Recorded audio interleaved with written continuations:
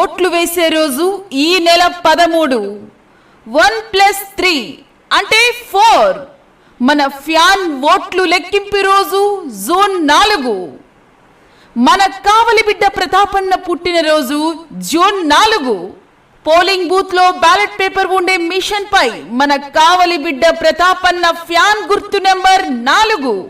మన కావలి, మన కనకపట్టణం, మన కావలి బిడ్డ ప్రతాపన్న.